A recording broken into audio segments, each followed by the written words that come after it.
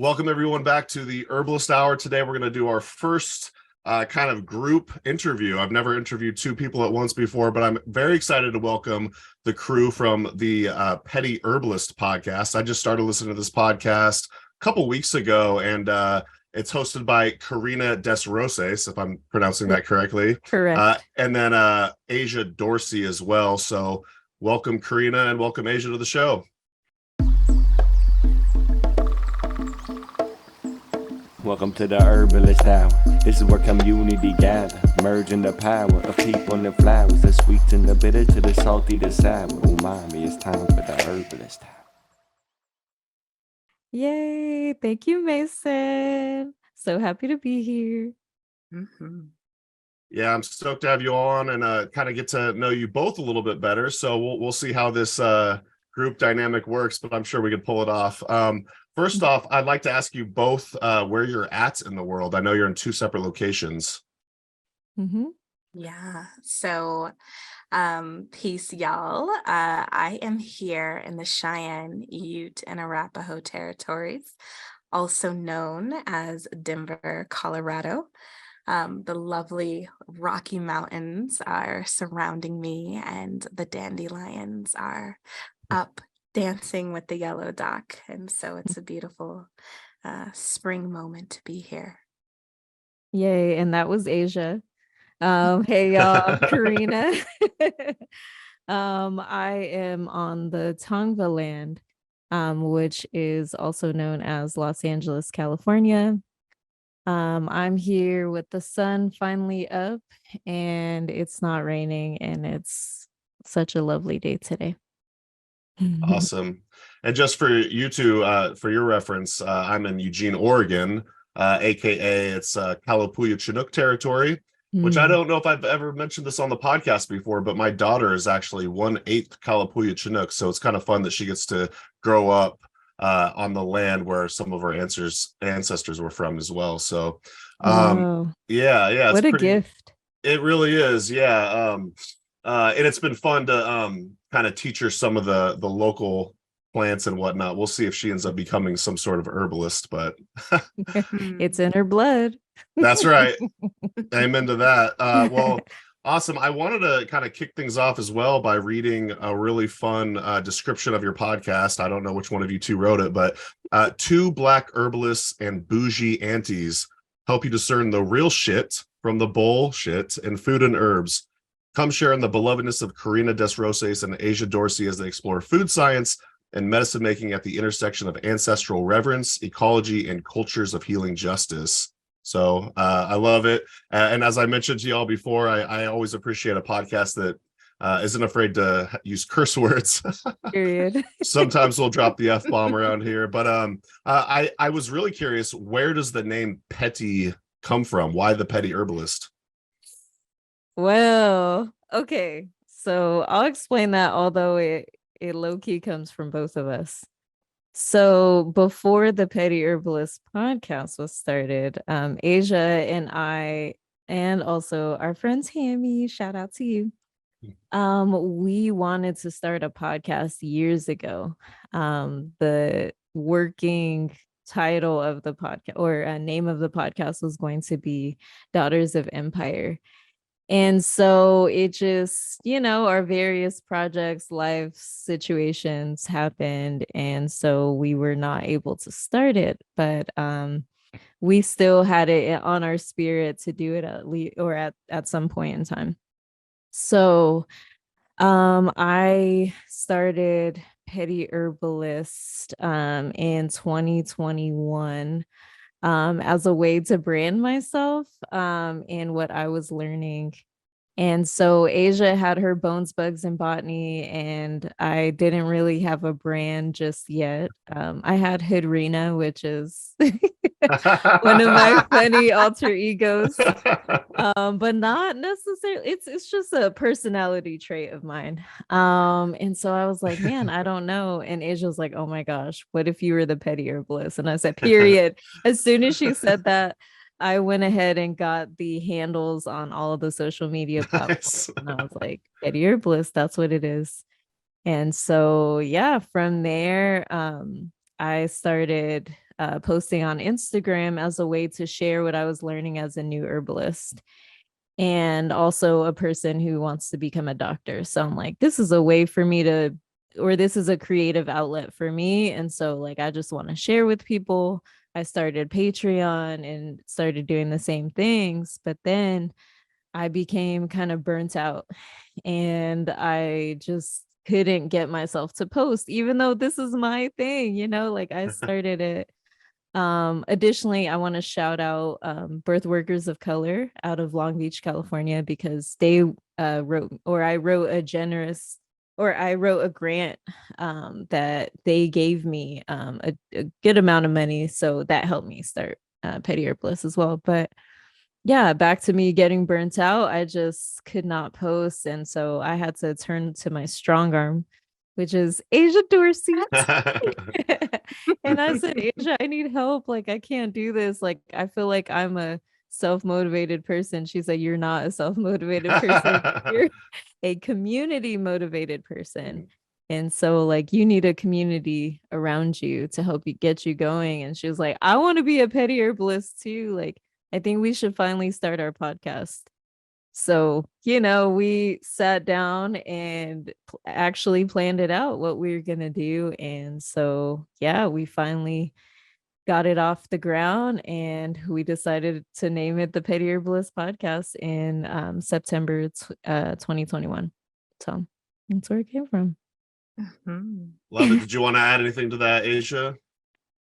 Yeah, I mean, what does it mean to be a petty herbalist versus any other kind of herbalist? Yes. And it just came from sort of having a super high level of discernment and boundaries about like what's acceptable and what we want to do and how we do it. It's about really standing in your frequency while bowing to and acknowledging the frequencies of other people and other herbalists and other traditions.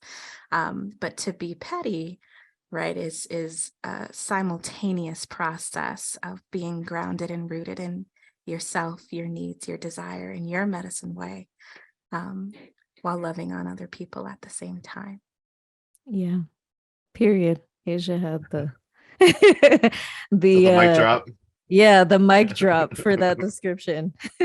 But petty, listen. One thing about us, like in a street smart way, like petty comes from, not only having high levels of discernment, but just truly being you and not being afraid to communicate whenever, whatever's on your spirit.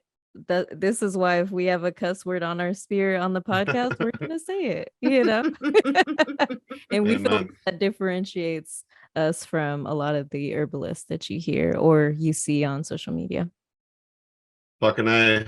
A period. I did want to say, I think something that kind of illustrates your philosophy very nicely was at the end of one of your recent episodes.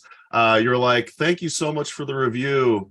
And then you were like, one of you, I don't remember which one it was, but said, well, you gave us a 1 star. One of them was a 1 star. One of them was a 3 star. And it's like, any feedback's welcome, but I just appreciated your humility in that sense. You're like, we'll take the 5 stars, but at the same time, your feedback is welcome. So yeah. Receiving and accepting feedback is the responsibility that you have as a powerful person. And so, valuing even discontent is a part of a holistic practice of being in the world and knowing how it is that we're landing on our audiences and striving towards making sure that we're doing the best that we can. Yeah, and we realize that our podcast isn't for everybody, and that's okay. Like, we want to be able to reach the ones that it reaches. And if it's not for you, go ahead and leave your review, because that helps us. Like, whatever review you leave helps us. But also, move on to someone else who is for you. But we want to make it known that we do have a certain niche and we cater to our niche, and we love to see if you want to dabble if you're not in the niche, but also if you don't, like providing an exit to people is also what we'd like to do too. So, period. That's right. I just heard this term for the first time the other day. Based. Do you know this term? What do you mean?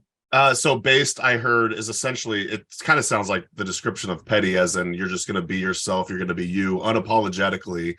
Yeah, I don't know, I just heard that the other day and I kind of resonated and I really liked that. But yeah, so good stuff, very wise words from the both of you. Thank you for sharing that. I was really curious, I don't think I've heard this in the podcast yet. How did you two meet?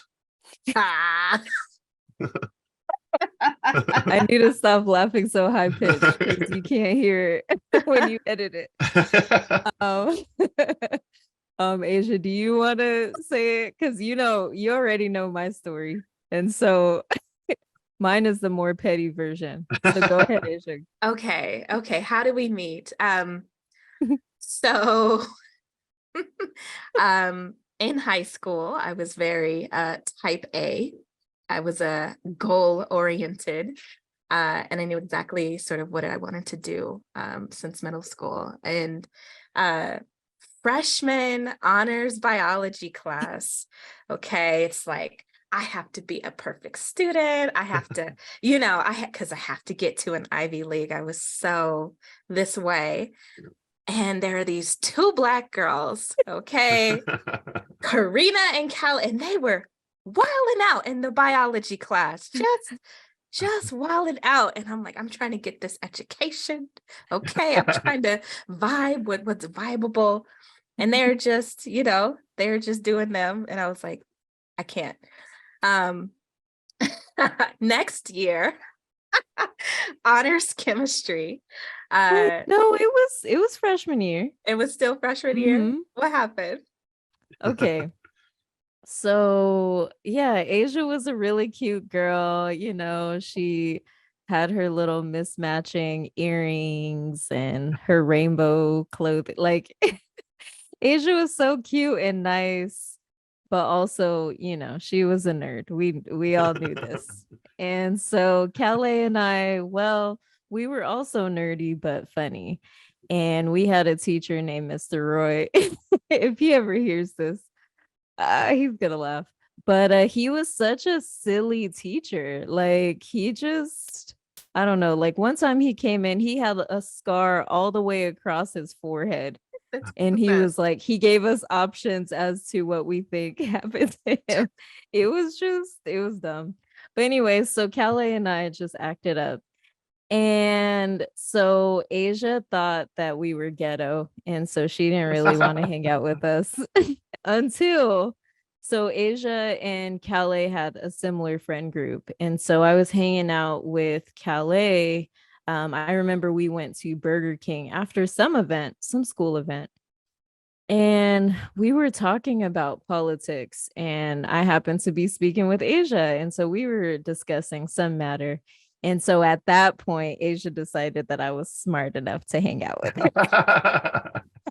It's pretty petty. So yeah, very petty. But yeah, from there we started hanging out, and yeah, now we're best friends. And so we've been in a relationship for a long time. Yeah, that's your wife, isn't it? That's my wife. My wifey for lifey. Period. But you have a long distance relationship now. How's that going? It's better than ever. I mean, it's absence makes the heart grow fonder.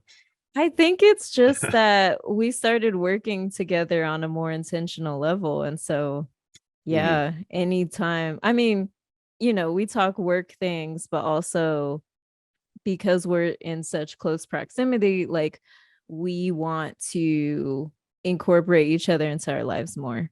Whereas like in college, I only talk to Asia maybe a couple times a year. Yeah. And because we were so far away and we didn't have a common thing. So being right now in our 30s, having our common thing that our podcast is weekly. So we have to meet weekly for the podcast. And then with our other best friend, Calais, we have Bay check-ins on Thursday nights. So it's another way for us to connect. And so, yeah, we have all these intentional ways to keep our relationships stronger. And so, yeah, I would say it's stronger now than ever before. Yeah, I mean, Awesome. adults have to be really intentional about relationship. And Mhm. I think we've really successfully modeled and practiced and created a structure that works. But it did take some time and some blow ups about I need more time. Okay. And yeah, it's really powerful to choose your best friend in a lifelong way and to value sort of non-sexual relationships as much as we value reproductive ones. Mhm. We practice a radical form of kinship making and being. And I think it's that sort of energy and frequency that we pull out that really encourages others to value the people who are going to be there forever.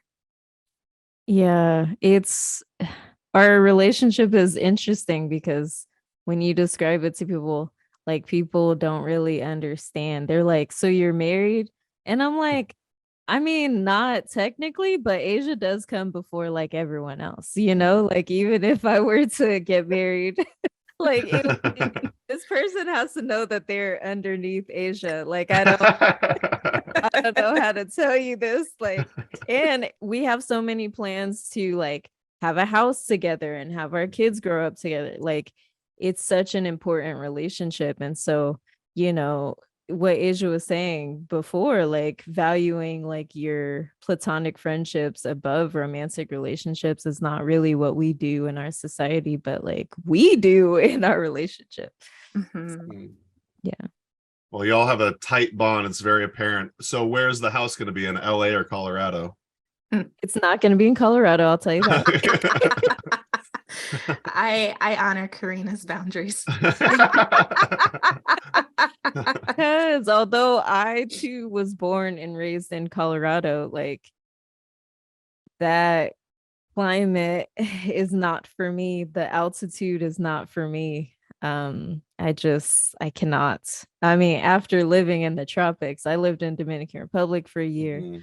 I lived in Playa del Carmen, Mexico for 5 months.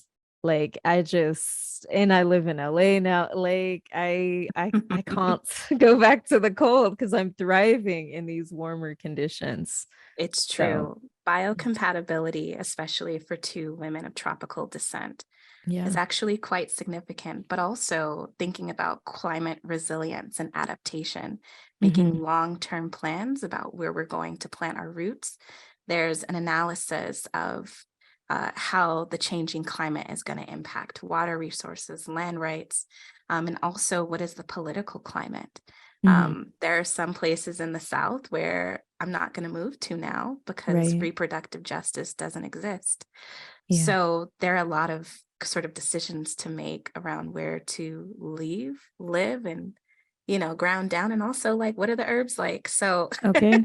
there are all these like considerations, as the world is changing, how we build our extended kinship networks really matters. So that Mhm. was a great question. Yeah. Well, we don't have to figure this out on air right now, but I will be curious to follow along the journey and see what ends up happening. I am going to be stealing certain elements of your show for this episode. So I got to ask, what's in your medicine bag today? Yay. I knew you would ask that. Well, yeah, I can go first. In my medicine bag today, I will be menstruating starting today, I'm pretty sure. And so, I keep my things on me. Most importantly, I keep my motherwort tincture and my hawthorn berry tincture on me. Motherwort works wonders in easing my cramps, and I feel like hawthorn just keeps my heart right during this time where I can be in a lot of pain. I can just be exhausted. I could not want to see anybody or talk to anybody. But hawthorn definitely keeps my heart open and the Mm. blood flowing in the ways that I need it the most during these times. Yes. Yeah. Of Thank you for that sharing, Karina. course. What about Yeah, you, Bae? I know. What about me? I could go next if you want. Yes. Sure. What's in Amazing. your let's ask you. I'll So buy you some time. Yeah, go for it. Say the line. so what's in your medicine bag, Nathan? First of all, I wanna it's kind of a question as well as a statement. I want to say that sometimes when I've heard your episodes, they're not necessarily always say herbal medicine, but sometimes it's like a mindset thing, or you save the bougie anti advice for the end, but is it sometimes like I'm like one of the episodes I just recently heard, you said I'm choosing to believe both of my friends in this situation because it's a mindset thing. Yeah. So can you speak to that? Then I'll share you what is actually in my medicine bag. Yeah. So,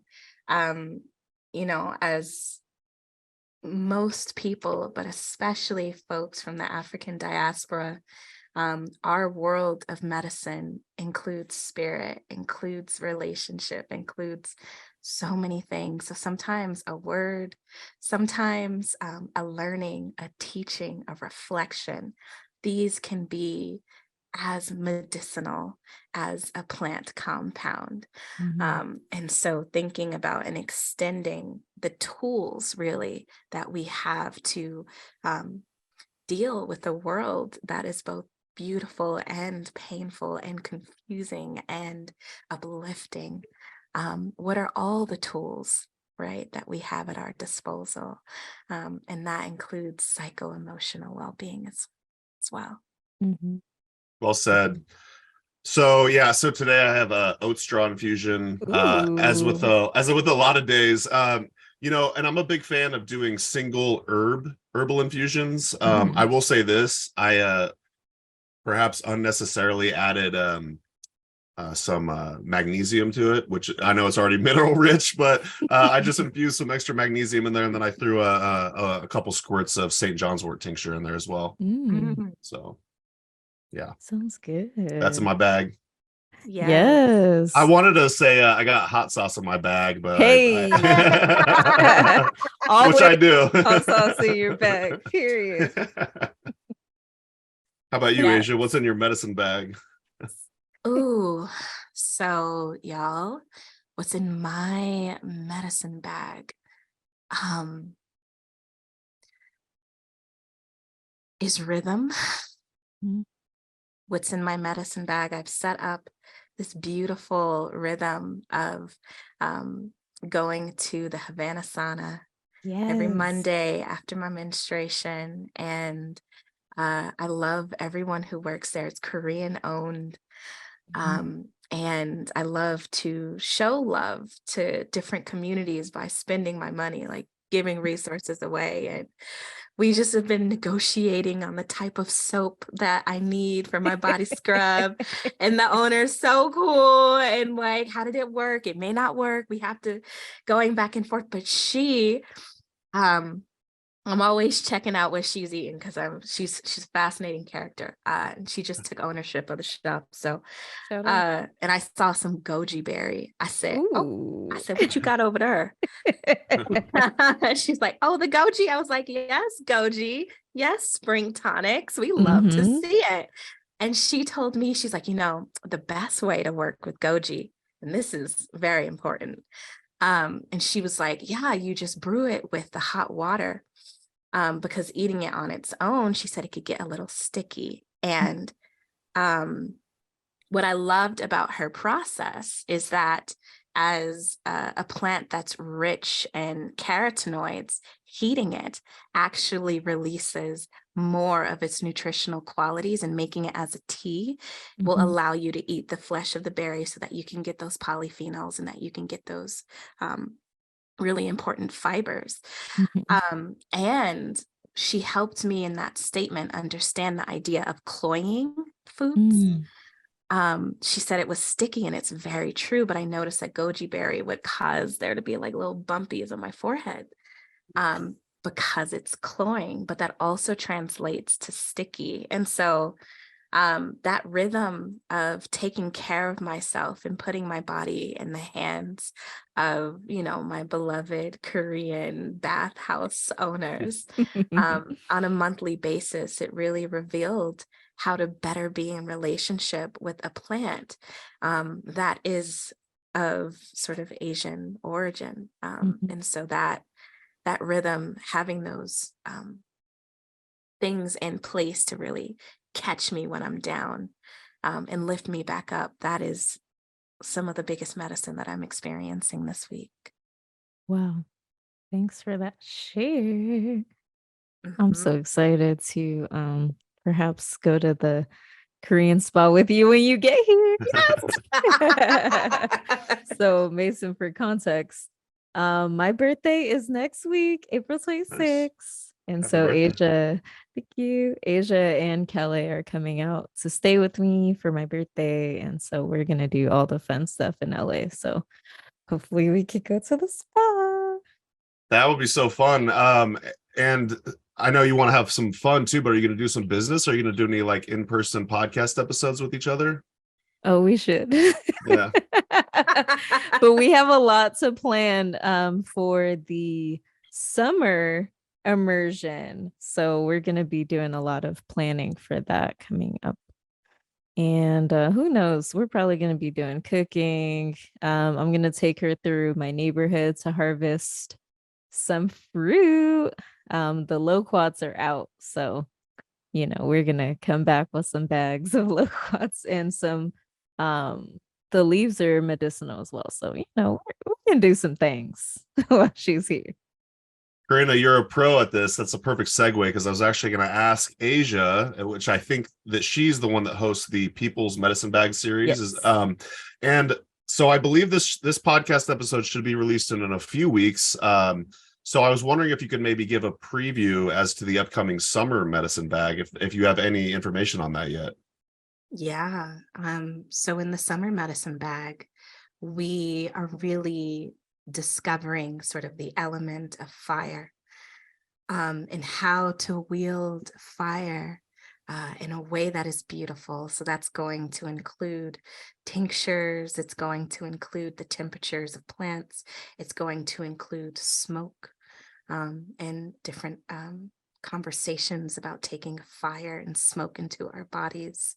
But it's going to be highly engaging, play-based, interactive. We're going to be in person for this retreat. And folks leave with a deep understanding of how to use this kind of pattern language in their healing.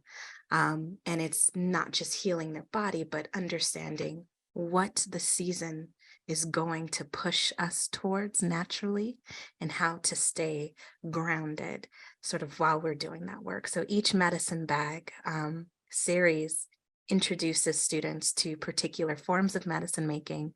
We introduce a small materia medica so that students can create intimacy with a smaller number of plants. And then each season there's a new pattern language to learn. And so this is the season of summer. It's going to be hot. It's going to be hot. They're going to learn about inflammation. They're going to learn about all the things, and each season weaves into the next. So our spring medicine bag talked about, the anthocyan and rich plants that we discussed in our winter medicine bag, and how sort of bringing those into the spring can support us in powerful ways. And so there's a flow and a rhythm. But it's really exciting to take students on for all the seasons and have them be in deep relationship with place as a place-based herbalist myself. So, Karina, I know you taught it in the winter medicine bag series. Are you going to be a part of the summer one as well? I sure am. I'm That's excited. Preview for, I guess, some of y'all who didn't take the winter immersion, but I taught on I taught about coffee and tea in 2 hours. And that's not enough time, but listen, we did the things. But I want to focus a little more on caffeine because caffeine is fire. So yeah, just a little preview, maybe a little more. Yeah, that thing.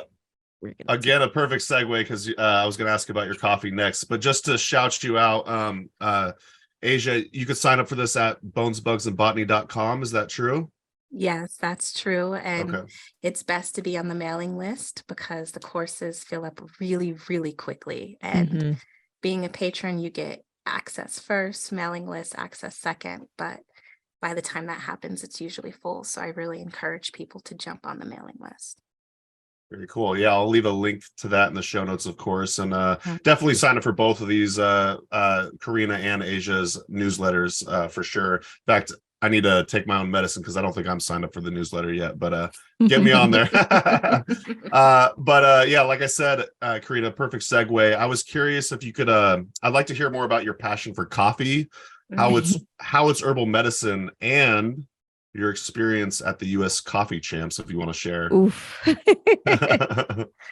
Yeah, so it was year 2020. We had the start of the COVID-19 pandemic, and a lot of us lost our jobs, and I was one of them. And so I needed some work to pay the bills. And so I happened to have a friend who their brothers own a coffee shop. And so they needed a couple delivery people. And I said, I could do that. I have a car.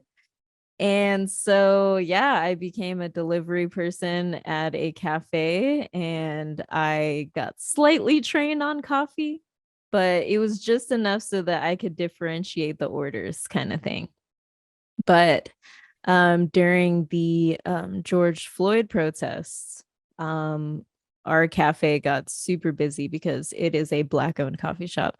Shout out to Bloom and Bloom Coffee. But yeah, that place became, I mean, we had lines like around the block kind of thing. And so they said, Karina, no more delivering. You're going to take orders. And I said, all right.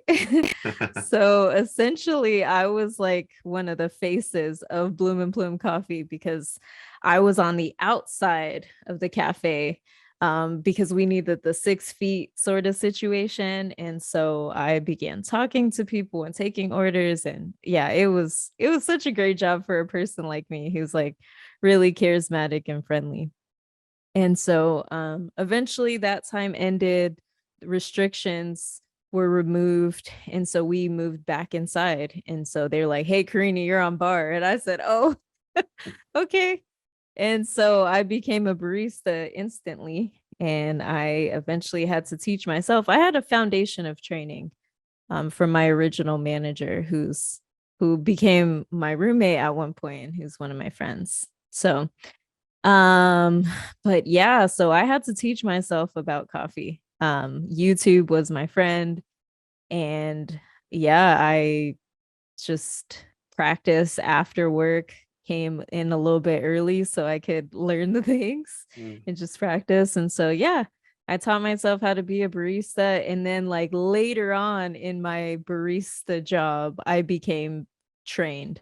But I mean, after that point, I knew most of the things. I just got refined just a little bit. But yeah, I loved coffee because I'm an herbalist. And so I learned, I feel like coffee made me a more intentional herbalist because learning the extraction methods of coffee, I'm like, they take this very seriously. I wish that we would take that same intention into extraction of other kinds of herbs, especially like teas or tisanes. And so, yeah, your question, how is coffee herbal medicine? Well, I did teach an entire class on that. Well, we got like 2 more hours, so if you want to just play. But basically, coffee is, especially being in Asia's winter immersion class, it kind of taught me things as I was going to teach. But coffee is powerful kidney medicine. It looks like a kidney bean. Like beans are kidney medicine, and so yeah, there's more that I can get into with that, but coffee has tons of polyphenols, which Asia said in the class that polyphenols most simply are plant skins that help us as anti-inflammatories. So there's so much to coffee besides its individual constituents, but basically coffee has such a long history with humans, and it comes from Africa, where it was a food before it was a drink. And so and also tea too, but that's a whole nother thing. We could get into that at a later date, but coffee is just really fascinating. So if you know it started off as a food, you know it's nourishing. And so, yeah, coffee is really fascinating that you can always learn more things. And so, when I came back from Mexico last year, I decided to, go to more coffee things because there's a huge LA coffee scene, and I happen to be involved in it because a lot of my friends are like pretty big people in the coffee scene. And so, yeah, I decided to attend some events and hang out with my coffee friends. And I was like, wow, I have such a powerful community here. And so I want to be involved in more things. And my friend Veronica, she has an organization called Glitter Cat, in which they train underrepresented people on how to compete in the US Coffee Championships. And so I'm like, hi, I'm underrepresented. I have multiple identities that are underrepresented or underrepresented. And yeah, so I was like, I want to learn more. And so I signed up, and I was selected. I signed up initially to be or to compete as a barista, but they decided, hey, Karina, there are a lot of people doing barista. Would you be interested in coffee and good spirits? And that's competing in coffee cocktails. And so I said, well, I've never made any before, but I'm sure I can do a few things. And so, yeah, I was like, sure, I can do that. And yeah, they said that I had to compete, and I didn't know you had to compete this year. And so I said, oh, well, all right, everyone, I'm competing. And so, yeah, I had to go through a pretty intensive weekend training in Portland. And then from there, I got a bunch of tools and equipment. Like I could run a little like coffee stand if I wanted to, the amount of equipment that I got from the sponsors for Glitter Cat. And so, yeah, I had to get a coffee sponsor.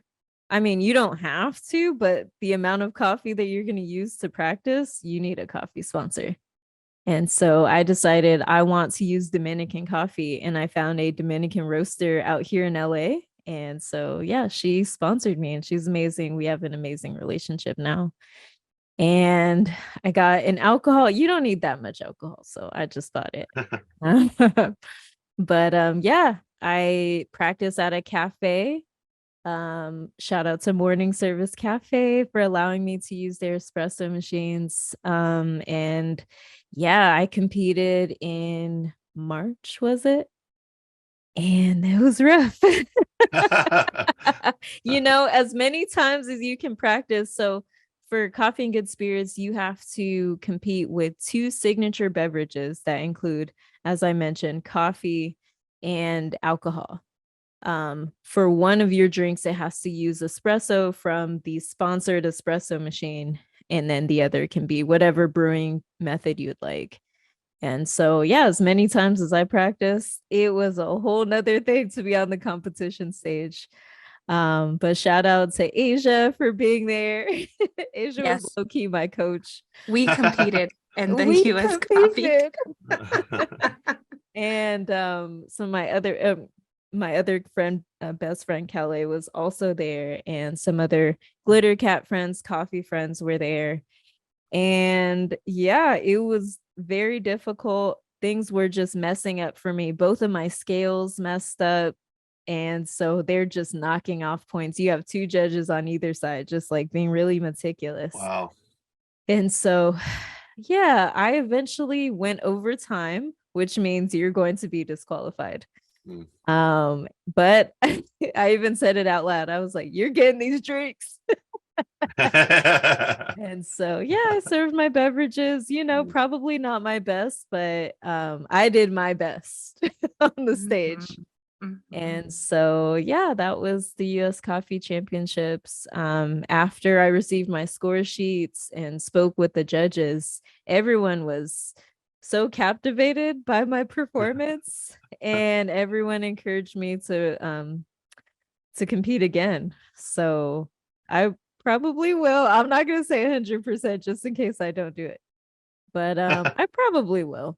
I don't know if next year's the year, but I will definitely compete again. Because yeah, it's a really cool exercise to just put yourself out there and see what you can do under pressure. And you're able to meet so many cool people in the coffee industry. So did that. And then this weekend, I'm going to be going to Portland for Coffee Expo. Nice. And that is where you meet everybody. So I'm excited to go out there. I'm going to be with the organization called Go Fund Bean. And yeah, they're an organization who runs or who raises money for coffee workers in the United States. They offer grants all year long for pretty much any purpose. If you're a barista or you work in coffee in some way, shape, or form, you can apply for a grant to use it anyway. So I'm on the advisory committee. And so we're going to just take care of people. And also we're throwing a prom. So Oh, wow. yeah, there's a lot happening, but I'll be there. So yeah. Well, props for doing it and competing. That would be very nerve-wracking for me. So yeah, props. You're very multifaceted. So coffee, herbalist, and did you also hear you're in med school too? Are you going to be, or? I want to be in med school. Oh, you want to be? Okay, yeah. Yeah. Never bored with you. I did want to say I love coffee in the sense that it has almost like this immediate physiological effect on the body that is actually a really good way to describe herbalism to people who may not necessarily feel like, say, an oat straw infusion on their body, but like that there's constituents in there that are working on you. Coffee, it's like hard to consume it and not immediately notice some sort of physiological effect. Also, I had to ask before moving on to my question for Asia, do you have a favorite single origin? Is that Dominican? That's a really difficult question. Yeah, because I'll tell you, mine's I like Ethiopian. I want to say it's Yirgacheffe. Yeah, that is my jam. Anytime I see that at the store at a coffee shop, that's what I get. Yeah, I mean, Ethiopian coffee is really good. Yirgacheffe is really good, especially people who like pretty acidic coffees. Yep. Yeah, Ethiopian is your single origin.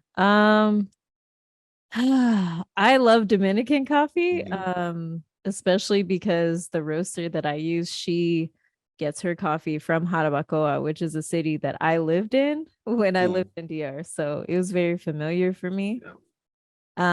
But I mean, the amount of coffees I've tried, I'm like, I don't know that I can pick one, because just by changing the way that you dry a coffee can significantly change its flavor profile. So I don't know. Also, like I haven't tasted a lot of Indonesian coffees. So I'm leaving my there you go. it open just so, and I'm going to Expo, like who knows what kind of cool coffees, new like experimental coffees that I'm gonna try. So I'll have an answer for you at some point. Get back to me. Yeah, not yet. Portland is just up the road from us, and that is coffee mecca for sure. Yeah. Or one of them at least. So let's see. Asia, your turn. I saw on your Instagram you posted a recipe. It looked like you were cooking called red. Yeah. Is this true? Am I getting that right? Red? Yes, it is. It just looked phenomenal. And I was hoping you could maybe share maybe some of the ingredients or the cooking process, but also if there's any sort of like story associated with it. Yeah, absolutely. And I just wanted to circle back and give a shout out to Karina, because the way that you follow your heart and do hard things and really jump in and take risks that like nobody else would. Like, I just want to give you like more love to like your ingenuity, your ability to make friends, and your ability to like do what's outside of the imagination of most people. And yeah, I just thought that story really captured who you are. Thank you. I lived in Ghana for about 6 months. I studied abroad there. And while I was in Accra, I got so upset. I am the petty of the petty. I'm the bougie of the bougie. And what I got upset about was the denigration of red palm oil. And that local Ghanaians were switching out their antioxidant rich, basically superfood oil for American oil seed sort of alternatives, and the health impacts were showing. And I was taking global nutrition. Of course, I've studied nutrition literally around the globe in India and Ghana. And there was just like this infuriation in me around just the assumption that the oil that's been used by my ancestors for thousands of years is somehow deficient. So I made a red palm oil documentary.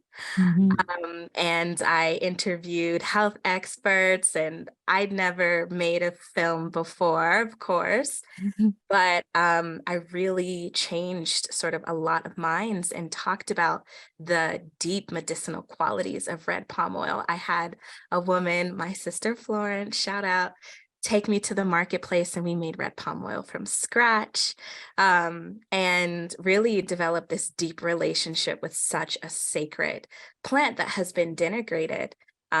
And, you know, for people who don't know a lot about sort of global food systems and things like that, the attack on red palm oil by rapeseed oil manufacturers, canola, and other American, industries has been a real intentional thing because of the competition, because of the qualities of these sort of tropical fats. And so anyways, I cooked a lot in Ghana.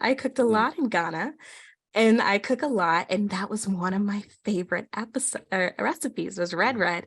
And in particular, the black eyed pea is very sacred to African Americans, but as I learned, to all most people throughout the diaspora, wherever our ancestors went, we took our sacred bean.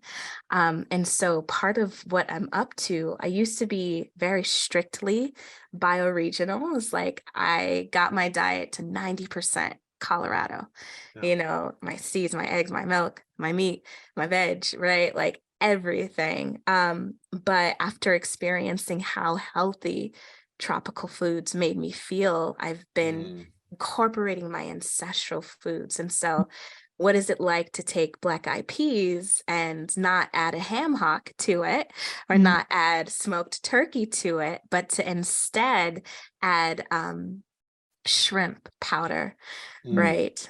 Instead, I'm working with creating the same umami flavors that I experienced in Accra, but with ingredients that have the integrity that I can access and that meet my standards. And so, I don't know where, I get my shrimp wild crafted from an ethical, sustainable company, the kinds of fish sauces I use, and the quality of red palm oil that, I have in my kitchen. Thank you to all my YouTube aunties who showed me discernment about which red palm oil is the best, because I got that and it's fair trade. Okay.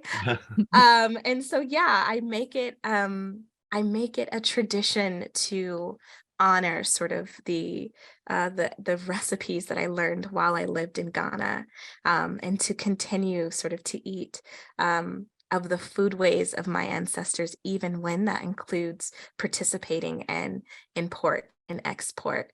But there was a moment where I was like, well, I import my olive oil from family farms in Italy, and I'm paying out of the wing for that.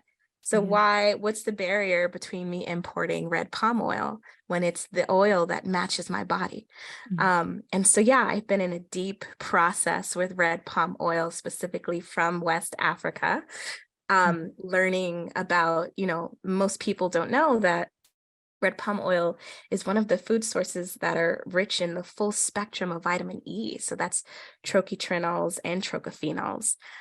It has like the broadest spectrum of carotenoids. Like folks don't understand vitamin A until you get what red palm oil does for the body. And it's everything about it is a lesson, and understanding the kinds of traditions or body elements that may come up in the tropics. There's a reason why that's what you eat and not the oil of corn. And so I'm always concerned about preserving traditional foodways, because all of these cultures have lessons to teach us.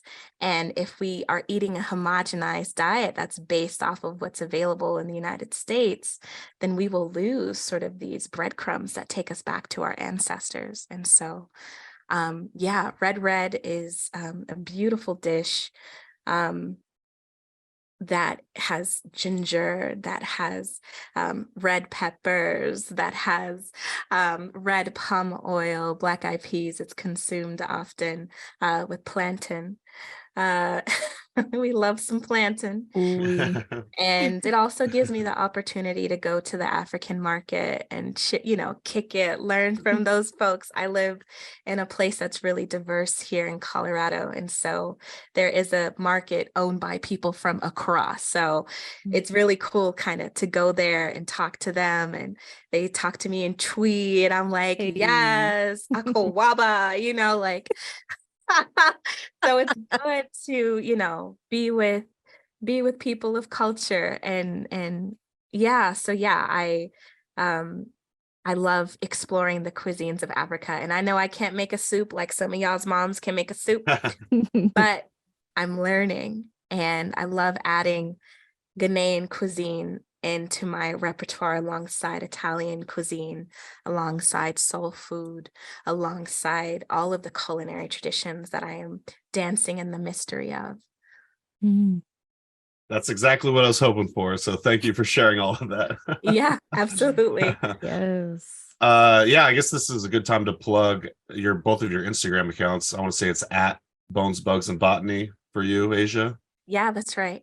And then do you want to be followed at Petty Herbalist, Karina, or is there a different one?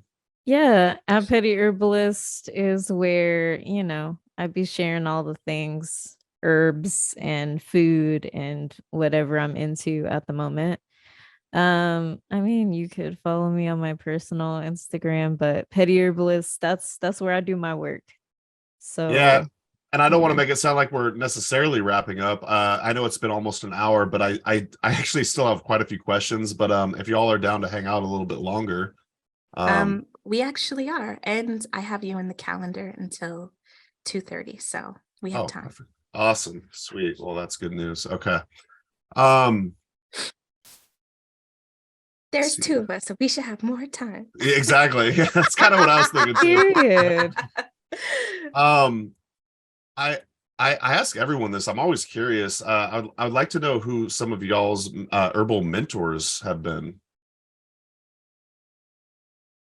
Oh, I was like, am I going first? Oh yeah, I should specify. Hey, Yeah. Hey, Karina, who's been some of your herbal mentors? Oh man. Well, I just want to say that Asia is my first herbal mentor besides the plants, because in 2017 where I was living at this place where I was completely alone, not by my own volition, but I was renting a room from a family, and I happened to be going to school at the time. I know you mentioned that I need to get back to about me wanting to go to med school, but yeah, I was going to UCLA at the time. I was working full time.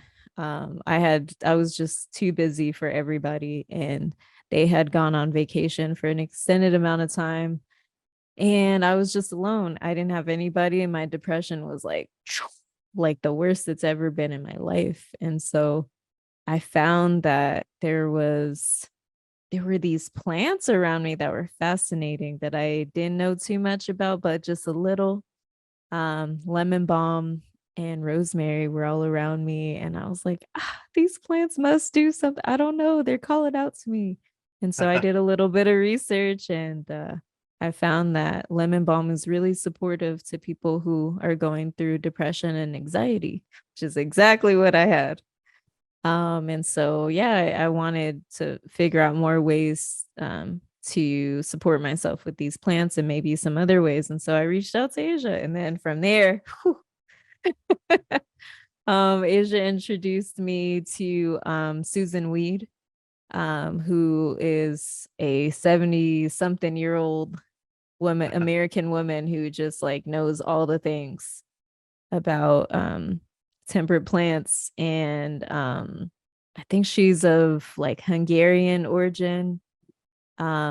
She just, yeah, she knows so many things, and she has a radio show to this day. I mean, it's been around for a long time, and she's just very generous with her knowledge. And so I had started watching that or listening to the radio show. She has like some things on YouTube. I was just really drawn to the way that she's just, yeah, her generosity, her knowledge, her storytelling, and also the way that she encourages people to have high discernment when it comes to plants and plant medicine. So she's one of them. Also, shout out to birth workers of color. There are a lot of herbalists in that community who actually showed me some of the plants that I had only heard about or only been purchasing dried. So Mama Mais, they taught me, or they showed me what nettle looks like and some other plants. So shout out to birth workers of color. They've done so much for me. Shout out to women in Mexico who, you know, taught me about some of the herbs and plants out there. Shout out to the folks who run the Golagichi Herbal Conference, who, yeah, they brought together tons of herbalists. And that's where I met Brandon Ruiz the first time. So Brandon is also one of my herbal mentors. So shout out to him. Shout out to Rosemary Gladstar, who I've learned a lot from, and Asia actually got to work with her at Ecoversity. So those are just some of my herbal mentors, but ones that, yeah, I'll shout out on air. So, Karina, that's actually really exciting that you, Brandon Ruiz is one of your OG herbal mentors. I actually get to finally meet him for the first time. He's gonna be at the Great Lakes Herb Fair in September, which we'll also be at. I've had lots of communication with Brandon over the years, and love the guy. And I saw he was just recently on your show as well. So yeah, that was a great episode. But very good. Well, Asia, who have been some of your herbal mentors? Yeah, so I came into herbalism through food. And my herbal practice has been a commitment to learning from wise women around the world. And so my first apprenticeship was with Kay Baxter of the Kalanga Institute. I had no idea sort of what it was, but I gained sort of my foundation in understanding health, understanding the relationship between food and people and culture. From Kay, shout out to Sally Fallon. We all love nourishing traditions. Like, that's the Bible. Okay. It really is. It's scripture. And of course, sort of when I sort of returned to Denver, started a fermented food company. And there was an organization called Ancestral Herbalism that was started by Cherie Brown. Shout out to her. And through Ancestral Herbalism, I helped to organize. And the idea was everything that we needed was right here in Colorado. And so she would invite different herbalists to teach what their offering was. And so I got a lot of exposure to some of the local kind of plant people here in Colorado. And I had a friend, Sarah Chevelle, who was also part of the 5 Points Fermentation Company. And I was experiencing, like Karina and her lemon balm, I was experiencing wild, terrible, terrifying anxiety. I had just started a food company with no capital and a dream, right? And it was a lot for my body, and I was having panic attacks. But Sarah, I didn't believe in herbal medicine, to tell you the truth. I was like, oh, you're gonna throw some teas at me? You're gonna sprinkle some leaves on my head, right? I'm like, I want the thing. I want what works, right? I want what works. But Sarah Chevelle gave me a motherwort tincture, and in 3 drops, the anxiety disappeared. And I never experienced something that was that real. But I was also, it was my first time working with the tincture. And so I'd ask my other friends, like, I'd run out of Sarah's tincture, and I'd ask another friend, like, do you have tincture of motherwort, please? And they would, but it wouldn't work. It would be different. And then I'll ask another friend, and it didn't do the thing. It was different. So I went back to Sarah and asked, like, how did you make this work? And I actually, crying, like, I'm embarrassed, but I need more. I ran out. I need more. And Sarah was so generous with me and introduced me to an herbalist Susan Weed, with a warning sign. It's like, yeah, she's edgy. And I was like, oh, okay. But I was so grateful to be introduced to Susan. I mentored with Susan, and I also apprenticed with Susan as well. And I was kicked out of my apprenticeship. And that was, that in itself was also a lot of really powerful teaching, sort of in plant medicine and in what it means to be a part of a living legacy and a living lineage, to be a part of history. We think about herbal medicine. We can't think about herbal medicine without feminists, without feminism as a co-movement to restore sort of the practices of traditional people.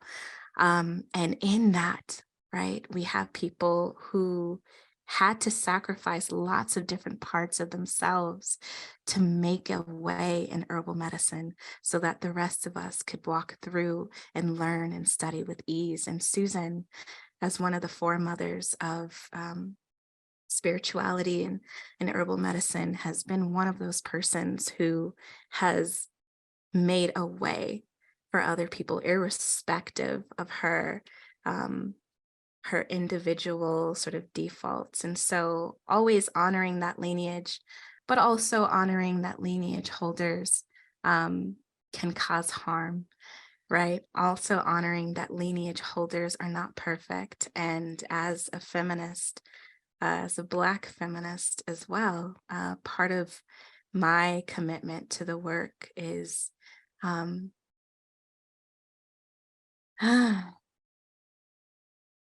it's holding space for the diversity of incarnations that people are brought here with.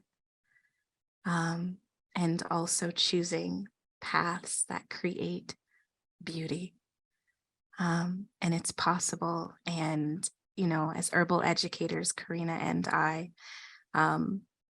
it was so good to see that, like, oh, we have the capacity to be really bad bitches and bougie aunties, and we can cause healing and transformation through and through. We don't have to create a path of suffering kind of in our wake. And so we choose to walk in right relationship with our students and with all people. And we honor all of the folks who made a way for us to have these embodiments right now. Oh, I love the Petty Herbalist podcast. That I feel was like beautiful. that was so well put. Thank you for sharing. Y'all, you need to go subscribe to the Petty Herbalist podcast, because you're going to be getting knowledge bombs like that on the regular. So they come out with new episodes every week. But we're not quite out of here yet. Just a few more questions. Actually, I have a whole slew of questions that we're not going to be able to get to, so we got to I really want to get to the question. Listen, we'll have to at the very least do a round two, but there's definitely a couple more that I've got to do. I'm going to do the let's get deep random round here and see what we got here. All right. Actually, I did this on a previous episode, so I'm going to take this out. Unless it's what was the last show you binge watched, but I did that 2 episodes ago, so let's keep it fresh. I was like, I could tell you right now what that is, but what is it? Oh, okay. I was like, I can tell you. I last binge watched Love is Blind. And yeah. The reunion just happened, so that's why I was like, oh man, that was a lot. Amanda's watching that too. Yeah. That was a dramatic show. But I must say, if you haven't watched Love is Blind, this past season was one of the better ones out of the previous. So I'm just saying, if you're interested, if you're bored, you don't have anything else to do in your life, or you just want to, for me, sometimes I need to binge a show because I need to like transport myself to another world. Like for now, like it can be really stressful to be in the world. The world can hurt, and being in a different world can be healing. It allows your body to rest a little bit. And so for that like hour and a half that I'm binge watching this show, like my heart can rest, my brain can rest, my body can rest, and I can just drink some, I don't know, chamomile tea right now and some popcorn and just enjoy. So yeah, binging shows is medicine. Is in my medicine bag. I couldn't agree more. I just had a whole rant on a couple episodes back about how I'm really into like say watching NBA basketball, because as a kid I really loved the sport of basketball. I like playing it, I like watching it. I've got like teams and players and etc. And it's very funny to be kind of in the herbal realm where a lot of the people don't necessarily like sports in general. Yeah. And so but yeah, like I think everybody needs escapism, because otherwise, I'm always kind of serious, and it's nice to just be able to like escape the world for a little bit and just watch something pointless like Love is Blind or something. Yep. I would like a new question. What's that? I would like a new question. Okay, good. Yeah. Actually, this one's actually perfect. It's what is a kitchen appliance you cannot function without? Yeah. That's for you, Asia. Yeah. Okay, that's great, because I am a kitchen witch. You should see all of my toys. Ooh, but who can I not function without? That's hard, because technically I can function without all of my toys. I know how Indigenous people did it. Hey. But it's who would I not want to function without? And that would have to be my food processor. Ooh. I love my food processor. It's the best food processor. I love it. I studied it. I researched it. I use it every single day. I eat so much more vegetables than all y'all because I have my food processor. Come on. Now, it's been awesome. It's been awesome to create ease. I think, in the transition to the labor economy that brown women were always in the labor economy, blah, blah, blah. But also when women started to get to work, we had all this like conversations about labor saving devices, right? And we really tried to export the kitchen. And so people are buying box cakes, and there's all these gadgets, and some gadgets though are actually revolutionary. And I gotta say, my food processor, I love it because I get to just considerably increase the amount of vegetables I eat, because it makes it so easy. It makes it so easy to chop, to dice, and I find that there's no harm to the quality of food because of that ease. And that's another thing. Some of the, devices, they change the inherent qualities. Microwaving your food makes it more inflammatory. It increases the ages, right? Different cooking methodologies changes the nutrition, but food processing does not cause harm, and it releases a lot more beauty. So I I love my food processor. I never thought I would. I never, I'm like dice it, slice it, knife skills, old school, but yeah, that particular labor saving device really does enhance my well-being. It really does. Mm-hmm. Oh, am I answering too? Okay. Yeah, if you got some. Well, I too am a kitchen witch. And I have many of things, but I must say my two kettles, since I'm also a coffee and tea girly. My kettles are everything. I have two, like, they're especially made for coffee or for people who like do pour overs and different kinds of brewing methods. But these two kettles are important because you can change the temperature of the water. And so if you're making like matcha and green teas, and I guess specialty black teas too that require a particular temperature, like you need the things in order to get all the taste profile or flavor profiles, and to really enjoy the coffees and the teas at the right temperature. And yeah, nowadays the coffee community is deciding that we like a lower temperature for our extraction. So instead of 100 degrees Celsius, I think people are using like 96 degrees. Some people even 94, like depending on your brewing method. Like with the AeroPress, some people are doing even 92. So having the ability to change the temperature on your water, like it changes the game. So I love that. And shout out to Asia for getting me my first kettle. And then I got my other kettle through Glitter Cat. So yeah, I'd say that I use that every day, multiple times a day, because obviously I got to make my herbal infusions, and then I got to make my teas, and then like all the things that I make. So yeah, that's one thing I can't live without.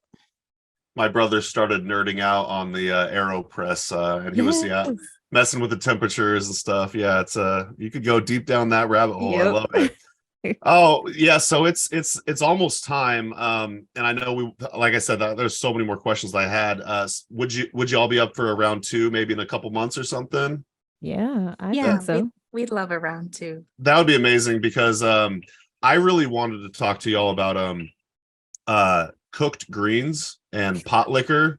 And I'm guessing that's like probably too long of a topic right now, but it's definitely something that fascinates me. I want to say episode 7, y'all did an episode with someone about cooked greens, but then specifically I also want to talk about pot liquor as well. I don't know if y'all delve into that at all, but yeah. So let's definitely schedule a round 2, but I've got the petty herbalist with me. I'd be remiss if I didn't ask if y'all have any bougie auntie advice before we get out of here. Ooh, come on. I love this.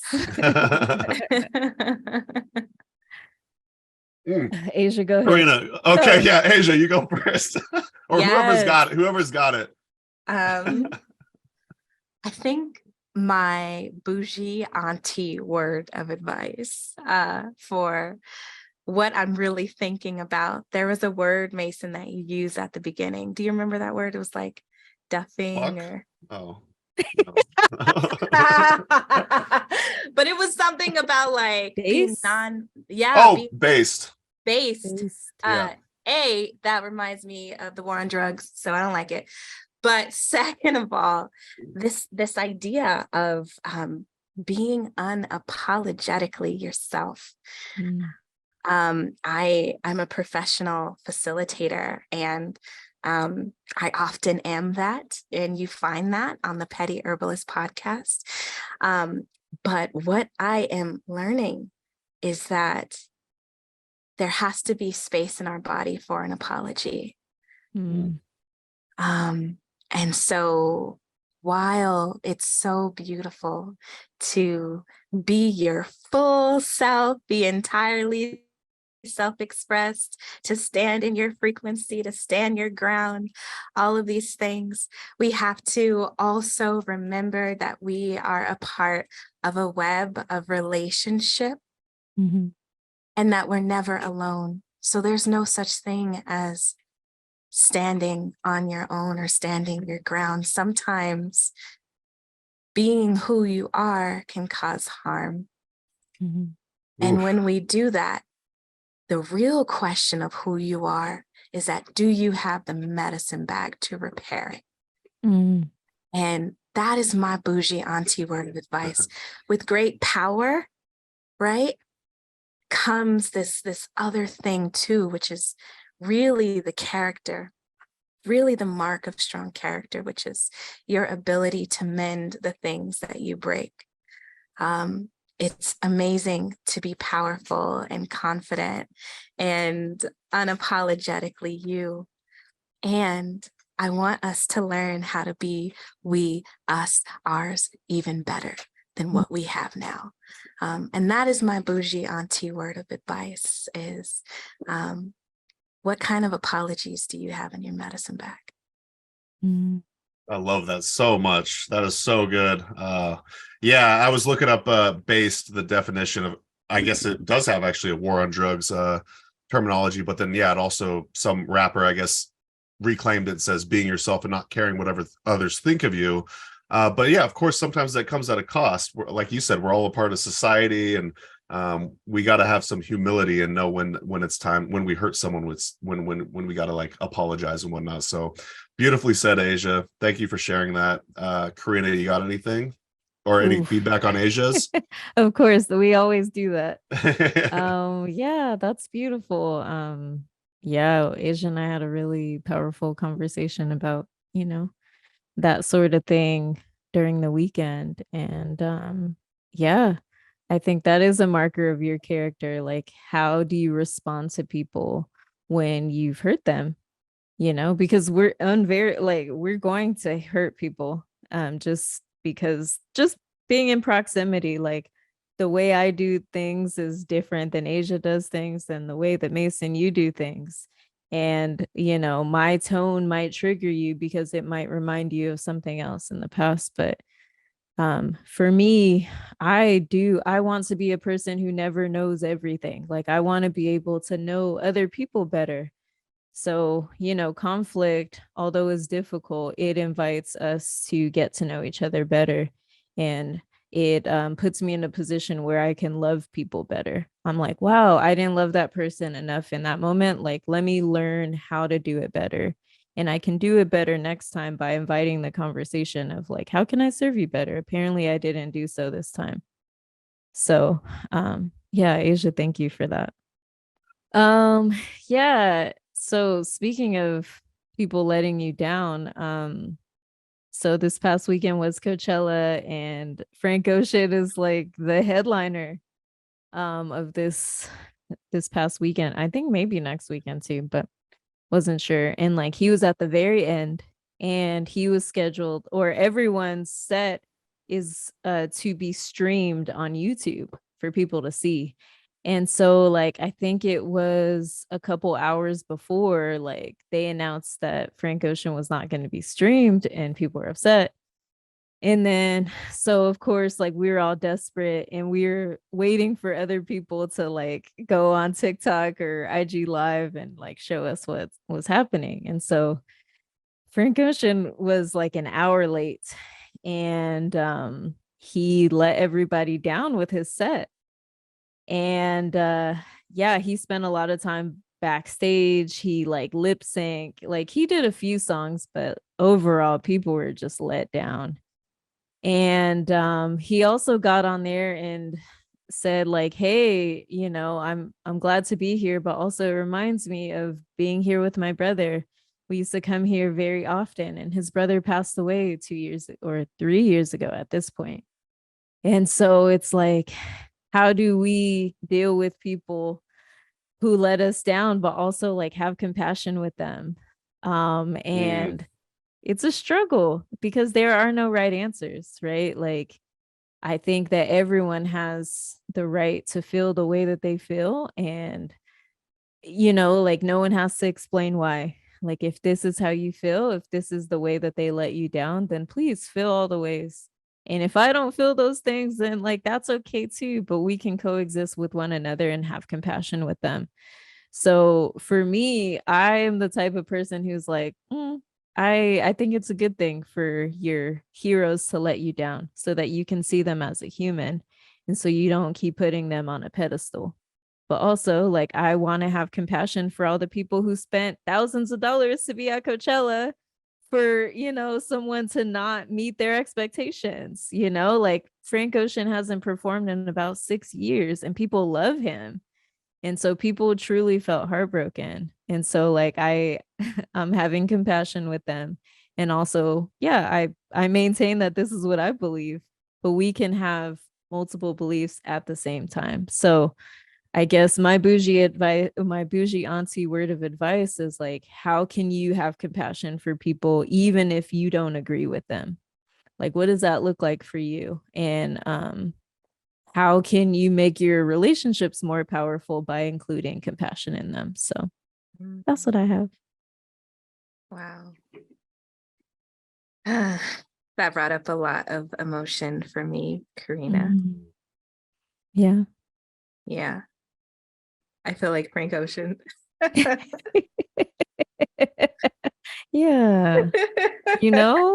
It's hard. Because he had all these cool things planned out for his set and last minute he canceled them. Yeah. And it let down a lot of people who were supposed to perform in his show because he was supposed to have like a whole skating rink and they had to drain the skating rink, like tell the people, hey, you're actually not going to be performing at Coachella this year. And so, yeah, it let a lot of people down, but also like he did what he could, like I'm sure he was so triggered being there without his brother, so and who knows what else is happening because we can't know everything that's happening in someone's brain. So yeah, there's a lot there.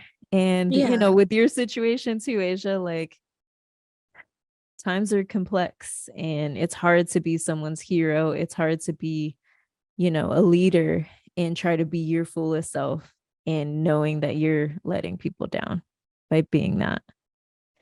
Yeah. So yeah, I think both of our words of advice together are really powerful. And I'm curious, Mason, what is your bougie uncle word of advice? I thought you'd never ask. It's kind of funny. Like you said, Karina, yours ties together nicely with Asia's. I guess mine kind of does too. I've been doing a lot of work on like self-love. And so I've literally been telling myself I love myself. Whereas before, when I was growing up, I had extremely low self-esteem. And I always thought that, if you loved yourself, you were kind of conceited or arrogant or egotistical. And I didn't really understand actually a healthy level of love for oneself. And I'm learning more and more, the better I feel about myself and the more self-care I do, I'm actually able to provide better and be a better human and be a better, friend and all that. And actually, it's like the whole cup overfloweth thing. You're actually able to start, sharing and loving and giving a lot more. And so I'm really, I guess my advice would be to the person who might be struggling, maybe consider a self-care routine that involves literally telling yourself you love yourself and why and why you deserve love, essentially. Yeah, it's powerful. It really is. Ooh, I'm just thinking about some bougie auntie word of advice that I gave a long time ago that Asia still brings up. I find that people who are really insecure or have low self-esteem are often very arrogant and self-centered because they're always trying to figure out how someone else is going to perceive them, and they don't make a lot of time and space for loving other people. So yeah, I resonate with what you're saying, like taking the time to love yourself. You have so much love. Like once you love yourself fully, like, yeah, you can truly love other people. I mean, the way that I love Asia, the way that I love my other friends, like I just have so much space. And also when you create those relationships that are loving and you run out of love, that person like sees you and they can overflow their love into you. So it creates like a cycle. It creates reciprocation by truly the social safety net of love. Yeah. Yeah. So it's a really beautiful practice. I was thinking like you don't have to have all the self-love, right? Like, because you can borrow some from your wife and your baby. Yeah. Right. And then you pour some in and then they pour some out. And the answer to that question is because you were born is why you deserve love. Yeah. The fact of your birth. Yeah, your existence is enough. Yeah. And you're out here giving us all this sweet medicine, putting everybody on like, look, this is what your love looks like in public. And it comes back to you. So we just want to thank you, Mason, for honoring us, for giving us a highlight, for thinking about our bodies of work and our worldviews in such a loving and intentional way. It's so beautiful that you reached out and gave us this invitation. And we really want to thank you for being in solidarity. Want to nod to our similar learning experiences, but also like the heart that you have to lift other people up in this herbal community. Like it's really powerful. And so we wanted to give you a big and beautiful thank you for that. Yes. Stop it. You're going to make me cry. Please do let it out. Take your soul to the laundromat. That's right. As Asia always says. I love that. Oh, wow. What a compliment. Thank you so much for sharing. And I'm glad that I get to vicariously have you as my two aunties through the Petty Herbalist podcast. So. Anytime. I love it. Well, thank you both, Karina, Asia, for joining me on the Herbalist Hour. And I'm really looking forward to publishing this and getting this out in the world. I think y'all dropped a lot of gems and just really excited for what y'all are up to. Again, please subscribe to Petty Herbalist on your podcast player of choice. Check out bonesbugsandbotany.com. Karina, pettyherbalist.com for you. Just at Petty Herbalist on Instagram. You can go there. There isn't a website, but I own the domain. But sounds good. We're on Instagram right now, and the link in bio. Word. All right. Well, that'll do it for this episode. Stay on the line. And we'll see y'all in the next one. Take care. Bye. Bye. Awesome. That was so good. Thank you so much. Hey everyone, this is Mason with Herb Rally. Thanks so much for watching today's video. If you liked it, please give it a thumbs up and also go ahead and subscribe. We come out with new herbal content each and every week. If you didn't know, Herb Rally also lists herbalism events. We list herbalism events chronologically. We list them also by state. So you can just go ahead and search by Oregon or Wisconsin or wherever you live. You can find out what herbalism events are happening in your neck of the woods. We also list herbalism events, virtual herbal events. So if you can't make it to an in-person conference or plant walk, we list lots of virtual events as well. To find out more, you could go to herbrally.com/events or herbrally.com/virtual. But if you can help it, I would highly recommend trying to go to an herbalism conference. Those are some of the best learning experiences I've ever had, and that's where you can find different herbal teachers, and then maybe you could perhaps take their apprenticeship. But yeah, just do what you can. Get out there and learn about the herbs, like yarrow, dandelion, corn, all the above, like all the medicinal herbs. And we'll see you out there. Hope to see you at an herb conference. All right, bye.